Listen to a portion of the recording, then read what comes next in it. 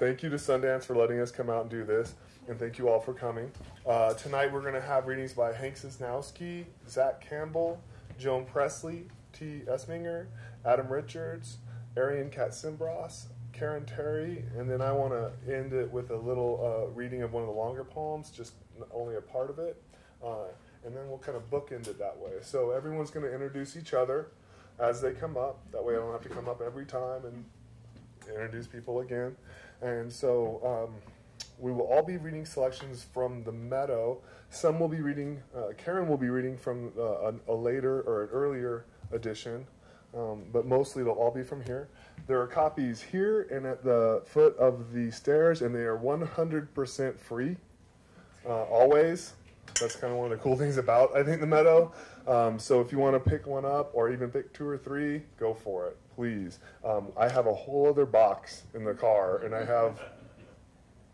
don't know how many in my office. So I'm really wanting to get rid of them in some ways. So we'll start it off with Hank Cisnowski, who is an English professor at TMCC, and he served on the editorial board for the Meadow. Okay. I think it's good. How long have you been? I mean, you've been on the board as long as I've been the editor, right? So he's been there from 2006 onward. So give it up for Hank Cisnowski.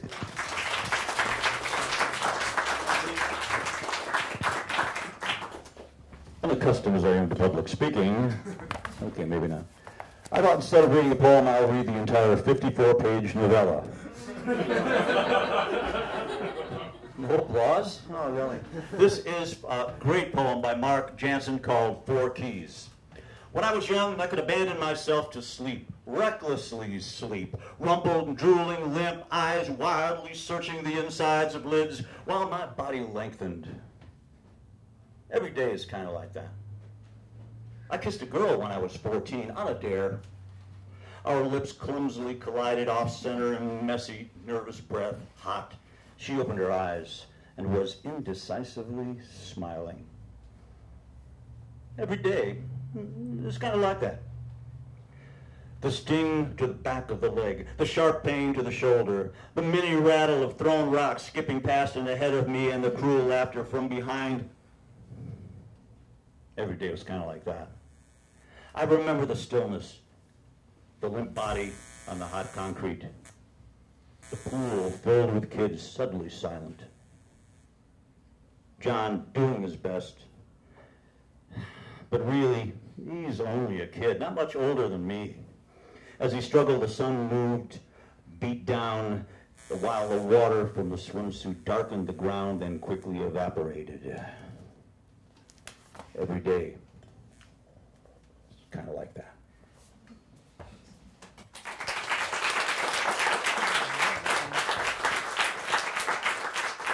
Okie doke, next we're going to hear from Zach Campbell, graduated from TMCC this past spring. Yes. He lives in Sparks. Yes. His essay in the Meadow, A Drunken Shepherd, is his first published work. So give it up for Zach.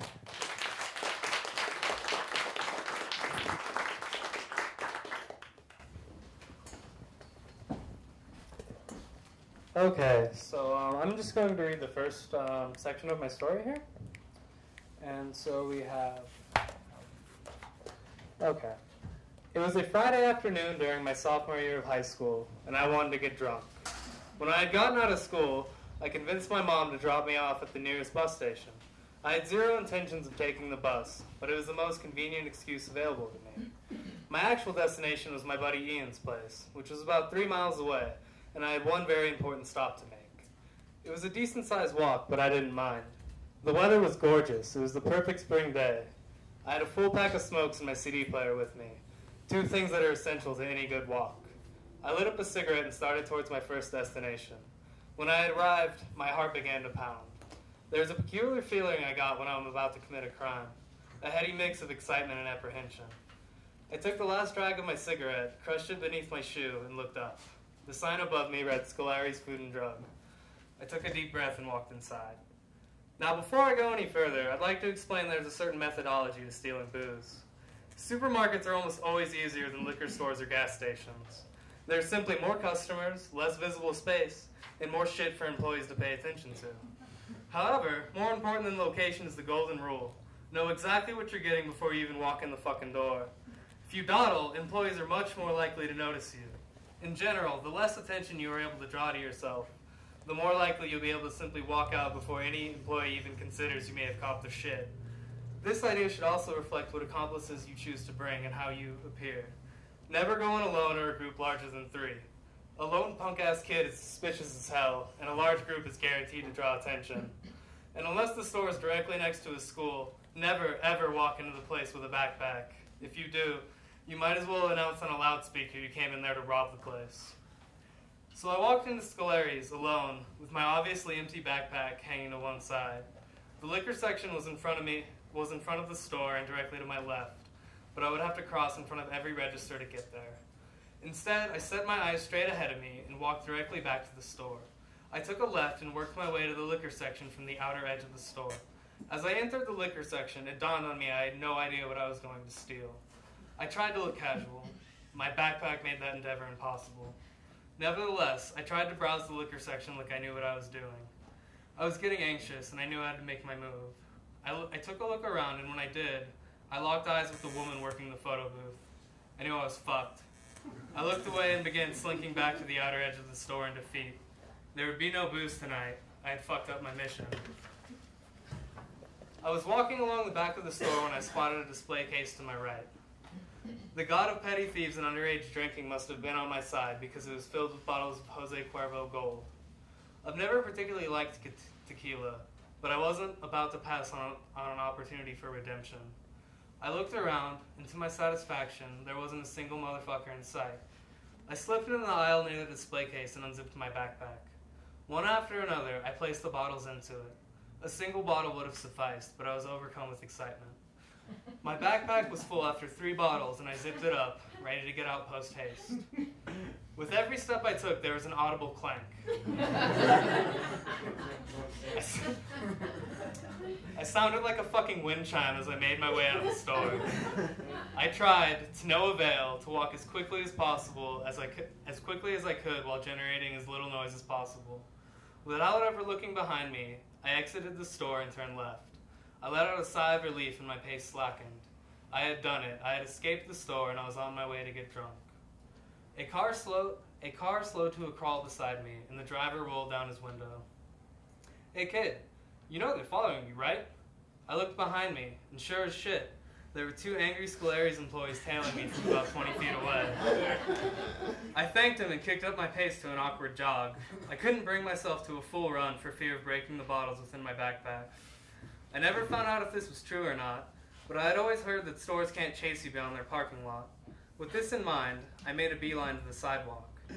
Either that shit about store property was true, or they simply don't pay those fuckers enough to chase down some asshole kid, because the moment I stepped foot on the sidewalk, the employees gave up their pursuit. I didn't care about the reason. I was just grateful I made it. Keeping up my awkward jog, I slipped off the main streets and dipped into the neighborhoods behind Ian's place. I lit the cigarette I needed and resumed my walk. I approached Ian's house, walked up the stoop, and banged on his door. I was greeted by vicious barking from inside. It was Sachi, Ian's family dog. Sachi was this massive German shepherd who wanted nothing more than to rip out my throat. It wasn't really her fault. She wanted to murder anyone who wasn't Ian's family.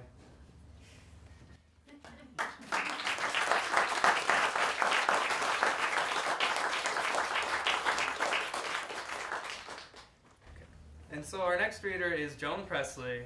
Joan Presley grew up in the East Bay suburbs of San Francisco Bay Area. She currently lives in Reno, Nevada, where she has studied creative writing at TMCC and UNR.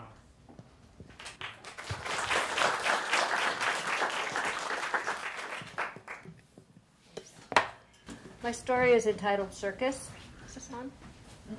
Yep, okay. Alex and I ate lunch together daily, usually in North Oakland, because my car didn't always start, and I didn't like long bus rides.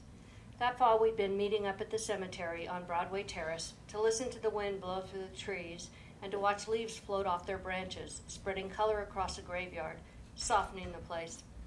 But that day, Tuesday, October 28th, he'd suggested Lake Merritt, saying he needed a change and wanted to watch the joggers.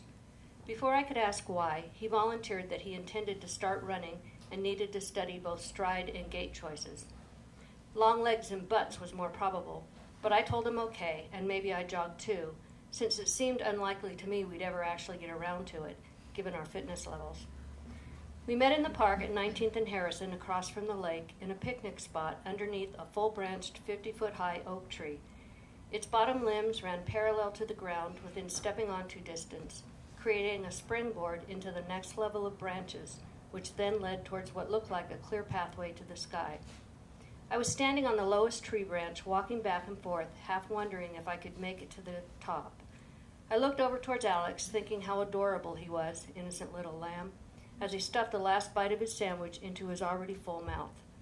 A drop of mayonnaise joined the mustard sauce crusted in the corner of his bottom lip. That's the picture I had 2 minutes before he yelled over to me. "Hey, you know what you should do?" "What?" I hear it still, that "what?" so curious and unsuspecting. I marked that spot as the last unguarded moment of my life. "You should join the circus." I don't think I answered before he said it again. "You should join the circus because you're a loser, and that's what losers do." His words, well, they hurt. My insides turned fetal, but I straightened up, refusing to buckle. I stared into his eyes and said, "Well, okay then, I guess that's what I'll do." I think he mumbled "loser" one more time as I walked away. Now freak masters, midgets, bearded ladies, and Pringles jumbled together forever in my mind, and the last loving action I will always see him taking is a long draw from his big gulp, the ice rattling in the cup as he lifted the mammoth drink with both hands and set it back down next to the empty potato chip cylinder. Alex was a government guy, a polo shirt and Dockers-wearing investigator with a college degree and promotional promise. He probably had money in the bank. We'd met at the deli where I worked as a waitress before I got fired. He and his briefcase-toting co-workers used to come in for lunch, usually 10 or 12 guys, probably late 20s, early 30s, but already looking 40 to me. They pushed 3 tables together and talk, laugh, getting louder as they waited, and with only 3 of us making sandwiches, that could be a while. Not all the guys were patient, but Alex always was, and he set the tone, so he could often get them to shut the hell up. Those guys adored him, watching for cues, laughing at his jokes. He wasn't the boss per se, but he obviously led the pack. Some of his buddies amused themselves by poking fun, and I more often than not served as their target. One loudmouth Asian guy liked to remind me to wash my hands and such. His partner would then say, "and maybe your hair," and they'd laugh, mouths wide open, day after day. When I delivered their meals, this fat guy named Marcus tended to mention the holes in my boots, as if I wanted worn-out shoes.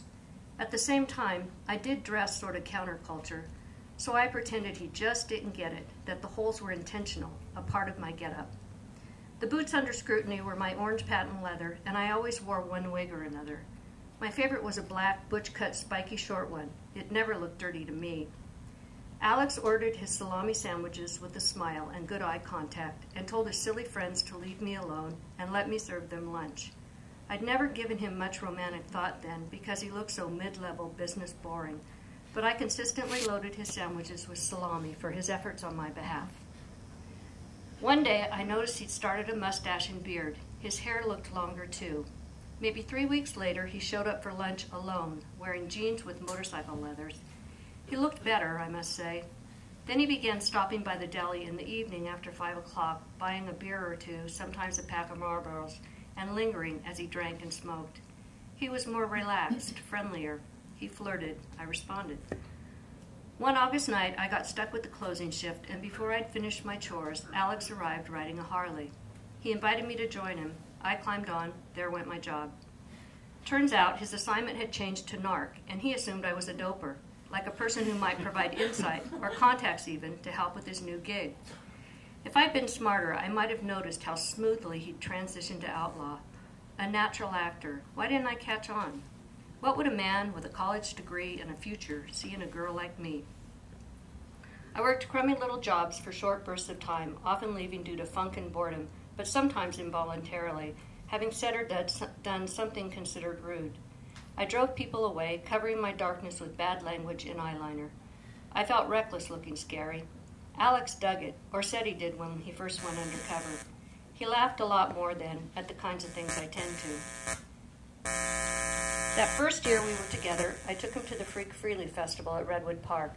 At the time I believed he'd had fun, but he probably spent the afternoon writing down names. I got a little too buzzed to pay him much attention. His freak flag disappeared at some point, and I can't recall exactly when that happened, but in retrospect, he'd been restless and cranky with me for at least 3 months prior to recommending me for circus duty.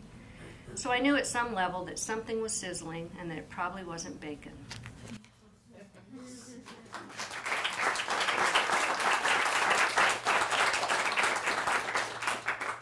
T. Eisminger is an alumni of the Squaw Valley Writers' Workshops and Fish Trap Gathering of Writers. She was the recipient of the Sierra Arts Literary Award in 2013, and her poems won 3rd place in the 2013 Summer Poetry Contest at Sixfold Literary Journal.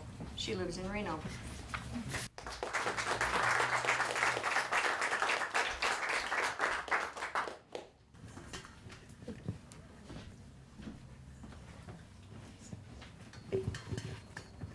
Thank you, Joan. Thanks, Lindsay, Meadow, Sundance, everybody who came out tonight.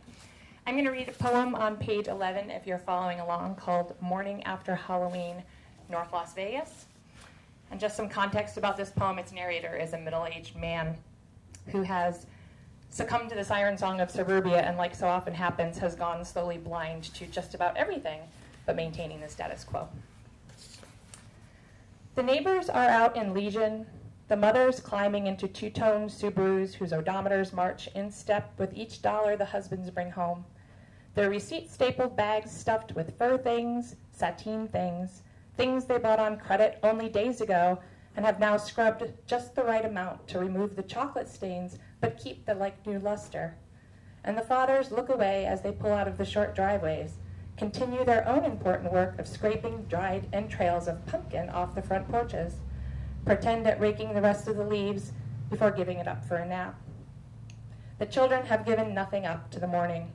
Their eyes bloodshot, their skin buzzing, they play at the same dry demonry and candied drunkenness of the night before, but more earnestly now, unencumbered by bulky costumes and polite parties, now that the sugar has had a chance to work through their small, beating bodies and glaze them in bravery. In 1987, I was 14 and in a dark dance hall with the made-up girls, the monsters and witches. 3rd Coke in an hour, clutched so hard I couldn't feel my fingers. Randy, there again with his clear bottle, says, "Have some," pours it in the can, and then does it again, and I limber.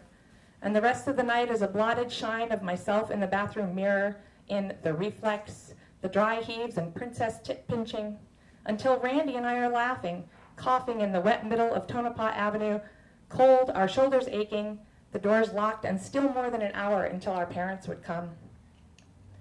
The Subarus are pulling back in, loaded with new bags, last night's princesses running out barefoot to the driveway, boys still out back, wild-eyed, wielding what they can find, and the mothers hand over 2 or 3 bags and say, "You can help scramble eggs, breakfast for dinner again." And the fathers are waking up, rolling toward the window, blinking in the glare of their boys' twirling weapons, wondering again if they should paint the house that shade of skin beige or sky blue.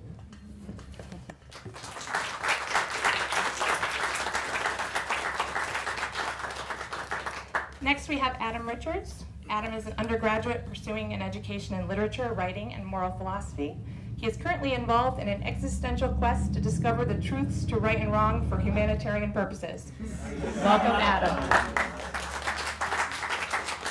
Good luck.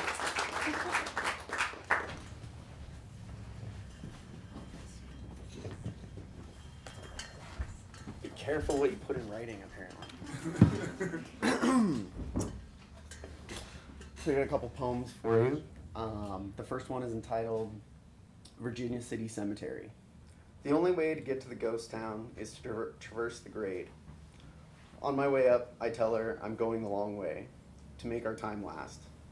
By long way, she makes air quotes with her fingers.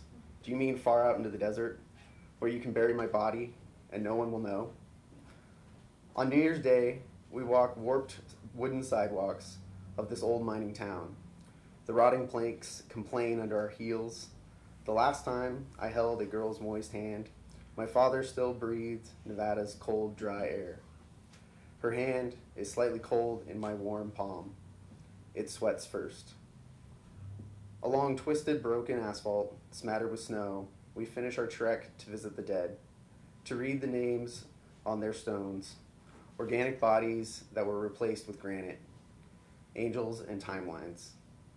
Their graves now covered by hard, crunchy snow, held down in place by crystal blue sky. The sun attempts to bring us warmth. We breathe thin air. I quietly hope we'll meet and visit the dead again.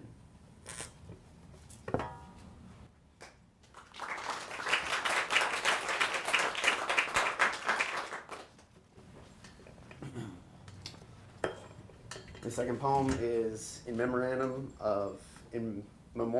of racer number 7. Father, I see you now in the mirror. Your green eyes stare back at mine. My hairline runs away from my reflection. I shave it for a more modern appeal. You let it bald naturally on top. Short, curly hair around your sides of your head, always with a beard, reds, and flecks of gray. Most of my childhood, you returned from work when I got out of bed, still wearing your airport authority electrician clothes, sick-colored green jeans, matching polo, and grease under your fingernails. Tired lines began to define your eyes. You were always in the garage when I came home from school, squinting, working on the race car. I'd say, working all night isn't fair. And you'd reply, rule number 1, son, life's not fair. Like my own personal Socrates. I still hear your voice as if you were standing next to me, repeating the lessons you taught me, saying again, rule number 2, when in doubt, refer to rule number 1. When I remember you, Pa, the first thing that enters me is the smell of clay and gasoline. My 7-year-old self's excitement and the dry feeling of Nevada, summers spent around a racetrack, the sounds of your race cars screaming past. I found a word for those memories, petrichor, the scent of dry earth after rain.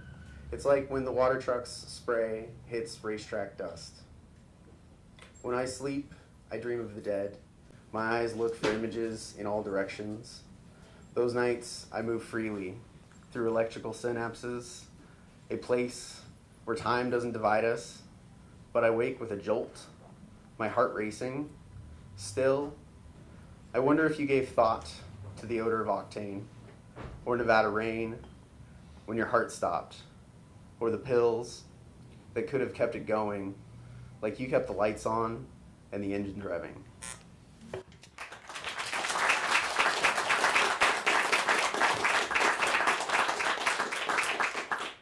Thank you very much. The next up is Arian Katsimbras. Do that justice. Woohoo! Is an associate editor for the Meadow and an English instructor at TMCC.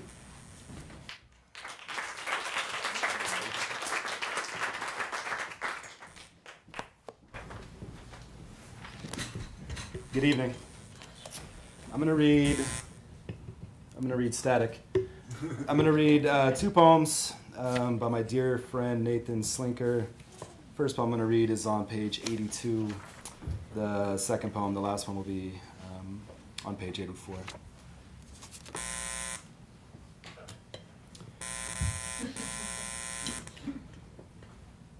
With suspense. Letter with 2 visions. Something strange has been happening. Each morning, a blue glow striking boarded windows. An envelope slides under my door, then disappears when I reach for it. If I open the door, a mistake I made twice, clouds of dark yellow finches blow into the living room. Looking through the peephole, I have repeatedly seen the colonel from the Spanish Civil War you were so obsessed with back in the city. I woke today thinking of the night we seared fire balloons across the long valley our fathers worked so hard to both hold and forget, and maybe this too, another in a series of messages from the past, is as full of heat as the emptiness my hands keep finding. Some of the finches are red-throated. Some have already turned to glass.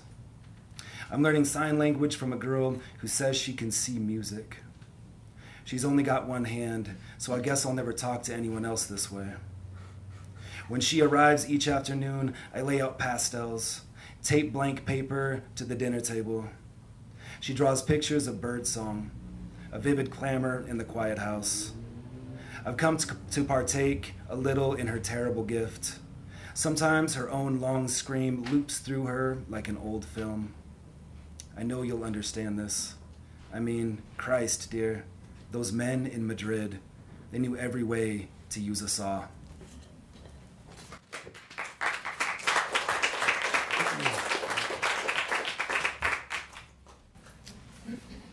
Letter with Rain. All the city girls sleep on old mattresses in the hollow trunks of sequoias, and their dreams rattle my rain-dashed windows. Yes, I'm still translating the rain. The girls have built fantastic contraptions throughout the forest to catch, divert, and siphon its endless fall. Looking outside, I pretend I'm a passenger on a small boat drifting through a jungle. So fecund, even my mouth grows moss. Hard here to imagine how thirsty I was in the huge orange silence of that desert, where I chased after artifacts in dark eyeliner, bruised with halos. Now I choke on clouds, and the girls from the trees leave locks of damp hair on my doorstep. What can I say? Some days the forest still sings. You asked why I do this work, and this is all I know. Maybe if I turn enough rain into words, I'll turn part of me, maybe the best part, into rain. How else will I get out? This time I truly felt I was writing a letter, but now, looking down at my hands as I finish, it's clear as water.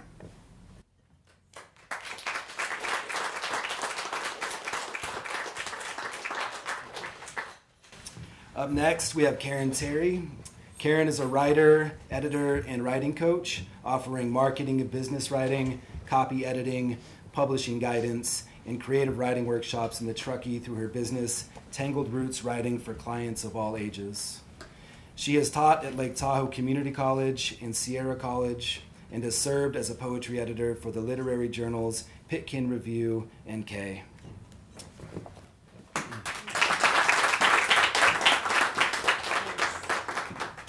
So this is a poem called Buckeye Hot Springs. Has anyone been to Buckeye Hot Springs down by Bridgeport?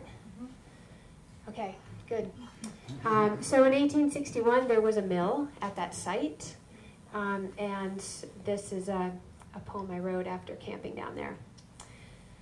Just down the creek lie the ruins of Buckeye Sawmill. I curl around a sleeping dog's back, late sun sifting the crowns of second-growth pines along the bank. How prosperous a place for a warm bath after ripping and planking, the scent of sawdust wafting in the summer of 1861. Yet buck-skinned men and roughened horses couldn't drag the few ancient cedars or single wall of trunk we passed today, gripping the loose ravine with knuckled roots. Fragments of old conversations high in the drainages. Extrapolate the forest from tree. The difference in species doesn't matter in sleep. The dog and I share a warmth of breath and soil. I'd like to think this was how a garden slept.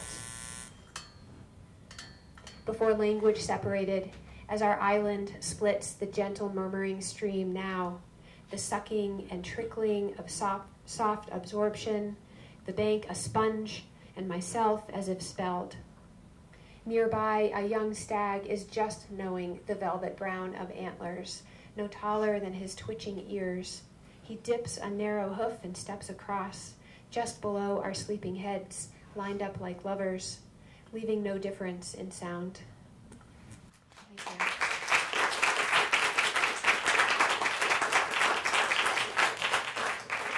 So Lindsay Wilson is an English professor at TMCC and the co-editor of The Meadow. Let's welcome him, and thank you.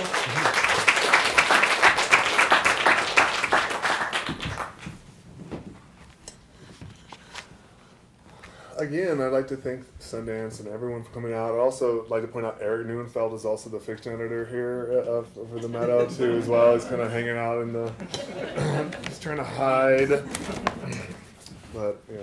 So I'm going to read, there's a long poem in there starting on page 45. I'm not going to read the whole thing, but it's by a guy named Joseph Fasano, who has 3 books out, and I've kind of really fallen for this guy's work pretty heavy. So I was really happy that we got this piece from him. It's from his next collection. It's a centerpiece poem from that. So I wanted to end with this. And again, it's called Genesis.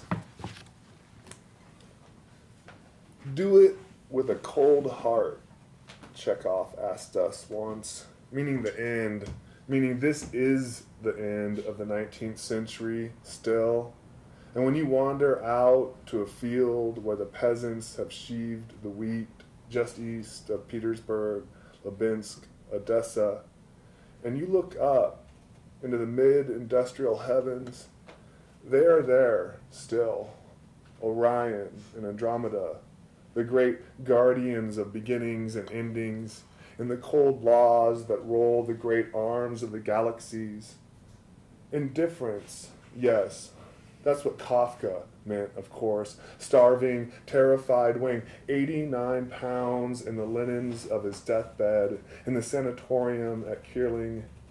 When he brushed the snow from the wool of Max's shoulders and breathed into his face the breath of a history's beginning, burn them, all of them, brooder. And he almost did.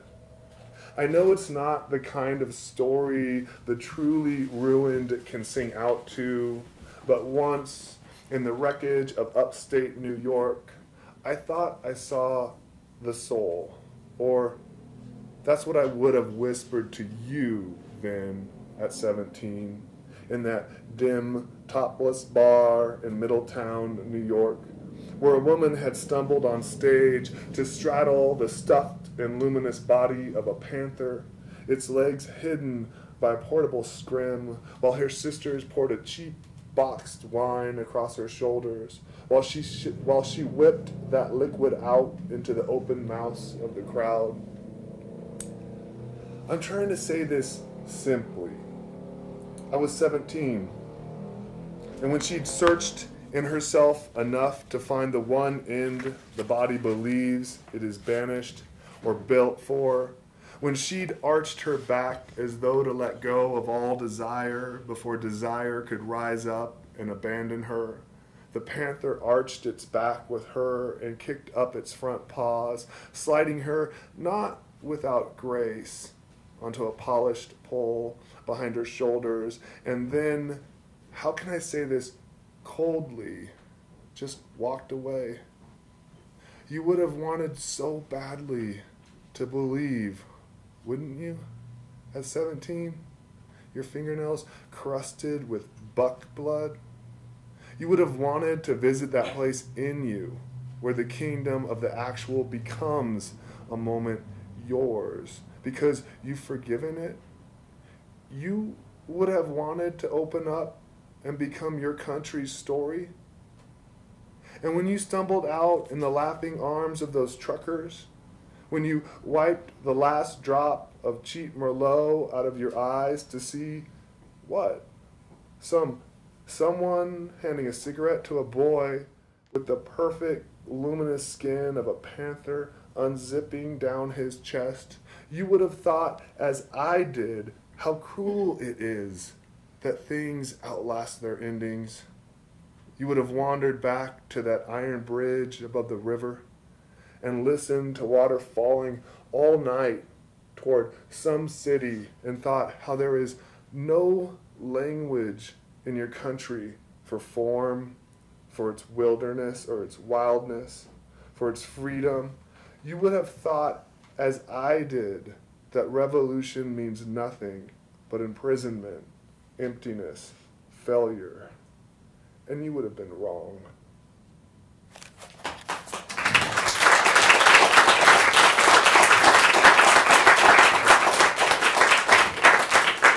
So just also quickly, our reading period's open. So we're accepting submissions via Submittable. And our novella prize is open. This issue has the first issue of the novella prize that we've done. It's a Las Vegas story, and we were really happy to have this thing going. We get a little more meat on the bones into the journal, but in a really kind of higher end way. Jerry Mathis, who wrote this, has 3 books out already. So we're really happy with how the magazine's been proceeding. We're happy with all these great contributors that have been here, and we would love it if you continued to contribute to us. We're open till February 1st, and the novella prize ends on December 15th. It's open currently. It's a $500 prize, $15 entry fee. It all goes towards the TMCC Foundation for the Meadow, which is a sort of a thing we've set up. We can give money to the Meadow through our charity at TMCC. So if you guys want a copy of the Meadow, please come get it. You know, there's ones over here. Again, they're free. And if you have any questions about anything, please ask Eric or I. If you have, questions about submissions or anything like that, we would love to answer your questions now. And again, thank you to Sundance, and thank you all for coming out.